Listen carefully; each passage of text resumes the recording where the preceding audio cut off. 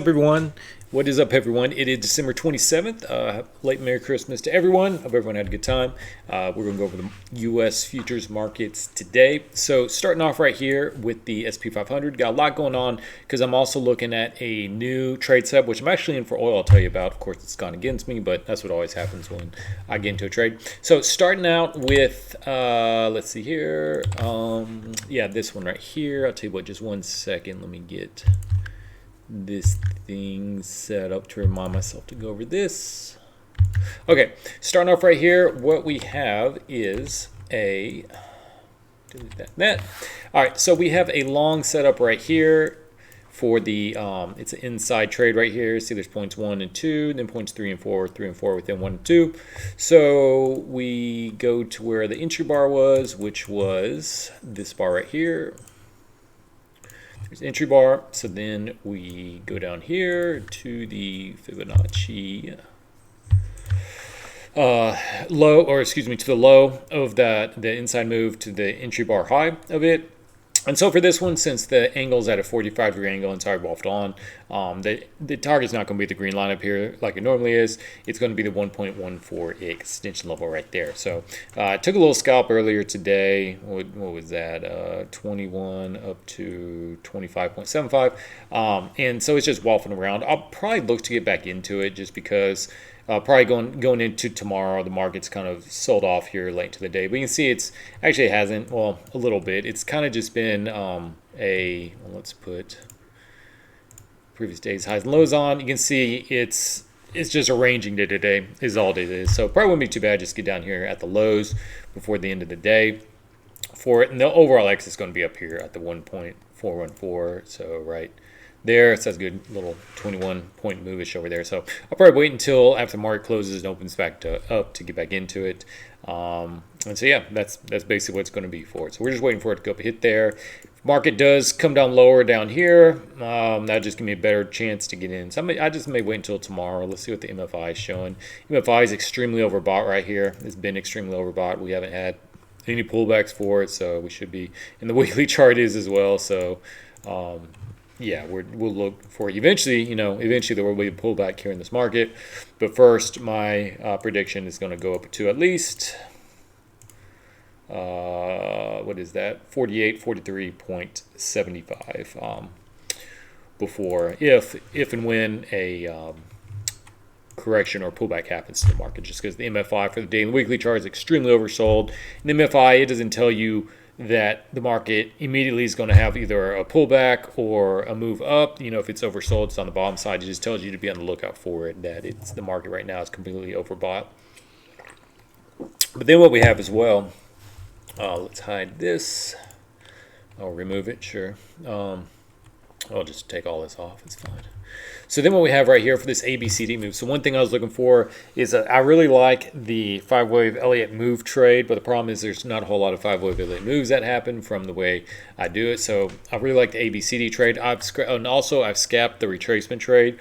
I just can't find a way to get it work for it. And it's worked a lot of times, but there's just too much questions. So that's one of the trades I just scrapped. Fortunately, I was not in the trade when I figured out I need to scrap it. That's what usually happens. I figure I need to scrap it. But the reason why is because coming from the spiders right here that we were looking at, I started trying to trend up a bunch of different things to try to make it work for it, from the different Fibonacci retracement levels. And one worked, and then I go down to another one. That one wouldn't work, so I just said, forget it.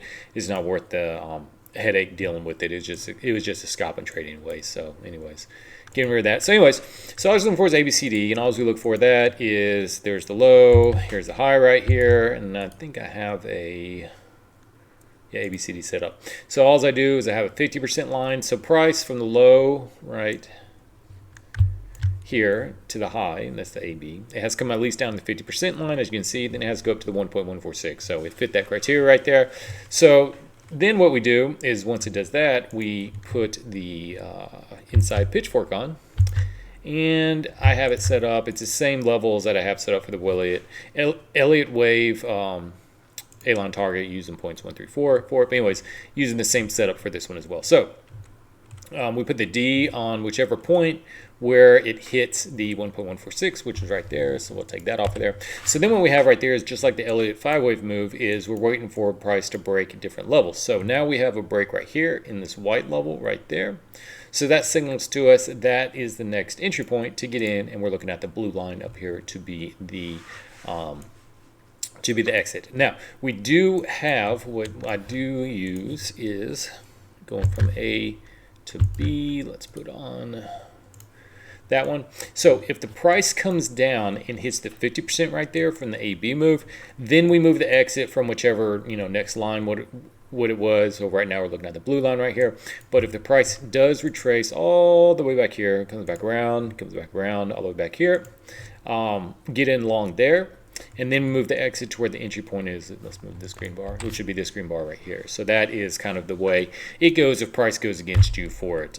But if price keeps moving up, hits the blue line right up here, closes above the blue line, then the next target we'd have would be the 7 line, which is the yellow line right there. But if we get, this thing fills, it hits blue and doesn't close above the blue, or it goes down to hit the 50, then hits the, if it goes down 50 and hits the entry, the trade's over. If price goes up and hits the blue but doesn't close above the blue and then retraces all the way back down over here, then the trade's over. We're not going to keep on doing it. But I really like the setup right here, and we're going to use it until we'll see that it doesn't work. But so far, from all the back testing I've done the past couple of days, it's been working really well. So yeah, so we're just looking for more longs going up here tomorrow for the SP 500, but we are eventually looking for a pullback within the market as a whole.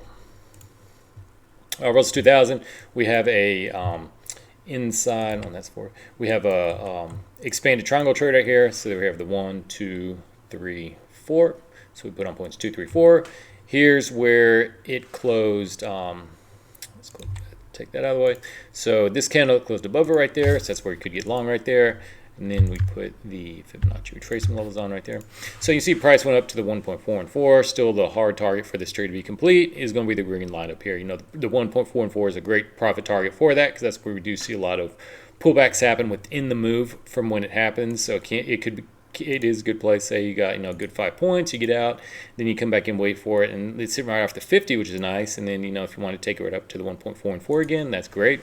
That would have been a great entry point right there for it. And at the time when this did close out earlier today, we didn't have a green semaphore right there. Nothing had been created yet, so we're just going blind. So when we do go blind off of it and the semaphore hasn't formed, I don't take it until price comes back into the 1.146 the other way, just to be safe for it. But also, we weren't in a downtrend either. If we're in a downtrend and this had developed, then you really want to be safe for it, but we're not. We're in an uptrend with the potential for it being a consolidation pattern. But I just see from this right here, we're in a definite uptrend in the Russell 2000, so not too much risk going long right there, since you're going with the trend for it. So we'll see if end of the day going into tonight, we get up there, pop up there, and hit that a little bit more to finish off that inside pitchfork trade. But as you can see for today it was just an extension high day. If we go down here to yesterday's market, to right here the high, you can see it hit right in right at the 1.146 extension high level, and literally price has not closed above it here on the 15-minute chart once. So that has been the hard stop for today for the Russell 2000 market.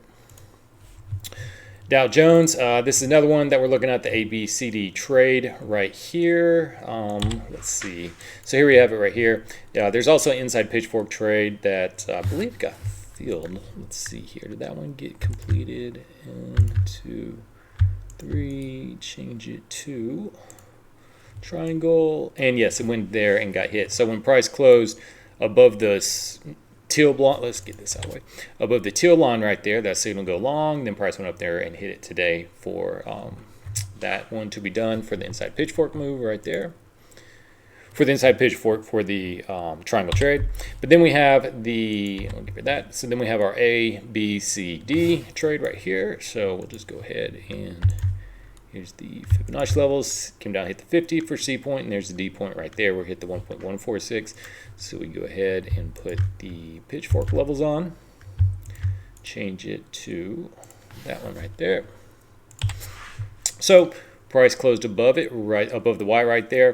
Price was already above when it closed right there to create point D. Price is already above the red, so next exit was the white. So this is from the other day. Yeah, so price did come down, use that support, hit the white, 51 ticks. There, it closed above it right there. Went up, hit the blue, 44 ticks, and then it closed above the blue right here, right there. So now the target we have is all the way up here, this yellow line right up here. And so the kind of safety valve we have is if price retraces all the way down here to the 50% from the point A and B right there, if it traces down to 50, let me just highlight it right down here to the top of that box right there. Go long, then the exit moves to the entry point, which would be right up here. So obviously the best way to play this and safest way is wait for it to come down here, get in, and that's where the exit would be right there. But until then, price is currently here up at here at the yellow line right up there. So still a little bit more room to run in the Dow Jones. We are looking for a 5-wave LA move completion right here, going all the way back right here. 1, 2, 3, 4, then just spend a 5-wave extreme move up here, and we're just waiting for a retracement down to the 23.6, but it still has, let's see here, where is it?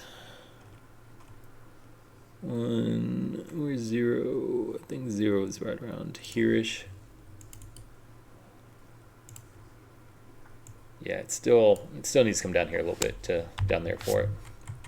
For the Dow Jones, but we still have a bearish setup that we're looking for in the Dow Jones. If we look at the MFI, again, just like S&P 500, the daily is overbought, the weekly is overbought as well. So S&P 500 tend to move in very similar patterns where the Russell will eventually wind up kind of in the same spot they do, but kind of does what it wants in the meantime. And then the one I'm in right now, look at the spaghetti chart I have, just tons of mess right there. So you'll know about my ABCD trade. So let's see, what do I need to delete first so we can make it legible here? We'll delete all the inside pitchfork stuff. All right, so here we go. So starting out with right here, the ABCD trade, there's A, B, C, and the D right up there. Let's delete all the entry points right up there.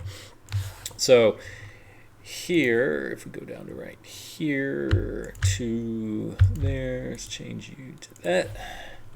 All right, so here we had it where the D was confirmed on this bar and also closed above the white line, so the target was the blue line, went up there and hit that, and then it closed above the blue line right up here. So the entry bar for that one is on that bar right there.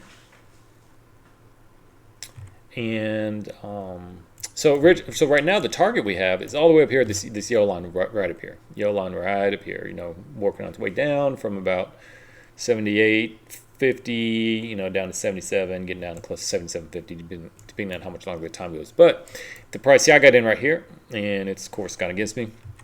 But if the price continues to go down and hit the 50% retracement, which, again, the 50% retracement right there is just from points A and B, that's 50% retracement between those two. If it hits that, then the exit moves, which is where I currently have it because I am anticipating that happening, just below the entry point from it right there for that trade right there. So obviously I should have waited to get in longer for it, but oh well, got greedy. That video I did the other day, fear and greed right there, fear and greed.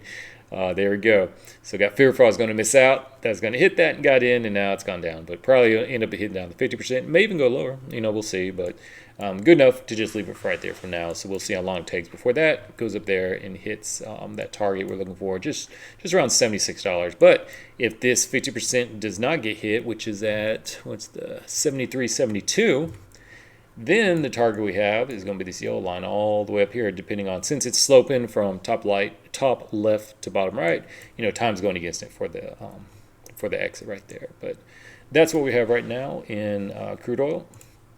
Going on to the NASDAQ right here, we have a triangle trade setup. And when price closed above it right here, that was a signal to go long right there. And so what we do, again, when price has that 45-degree angle and it's not just popping up straight away hitting the green line, we just move the exit down here to the 1.44. So we're still looking for a little bit higher move in NASDAQ going up right up here to about 17,163 for it right there. We had another triangle move way down over here. See that one 1, 2, 1, 2, 3, 4. Price closed above it, and then it hit it a little bit ago. See, it bounced right off of there to finish that target, so we can get rid of that one right there. So we're currently in this one right here. I wouldn't touch this unless price comes all the way down here to the 50%, just because the NASDAQ takes a lot more margin for it, has a lot bigger move. Where for the NASDAQ SIPs, I wait for price to go against it and then get in at a much better price rather than being more aggressive like you can be in the Russell, because it doesn't have as much margin, and you don't have to have as much money tied up in that for the Russell and the Dow, and also crude oil to extent. But again, these are all micro contracts, not the full contracts for it. But yeah, so we're looking basically for every market. We're looking for a pop-up higher for it. But probably a slow week of trading unless something crazy happens out there. Just because the week after Christmas, pretty much everyone's on vacation this week. Who trades, the big traders and everything have been on vacation and won't be back till after the New Year's, anyways. Going on to ye old Bitcoin. So using the weekly time frame for it, nothing's still changed since last week.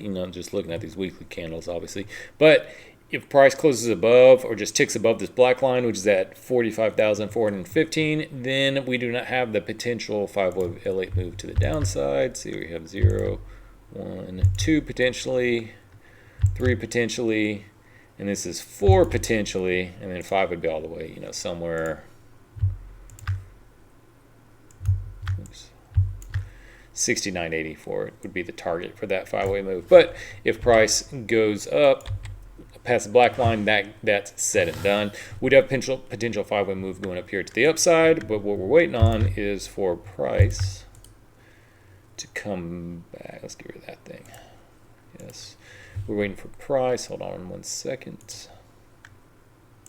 Come back and hit the 23.6 level. As long as it hits that level and does not go past into wave 2, which is that level at 25,345, and goes up and hits this line, assuming that's the high, and assuming price comes back and hits 38,100, and then goes up there and hits 49,690, that would signify the 5-way move is in. Of course, it can go higher than that. That's just the target I look for to confirm that we're in a 5-way L8 move forward.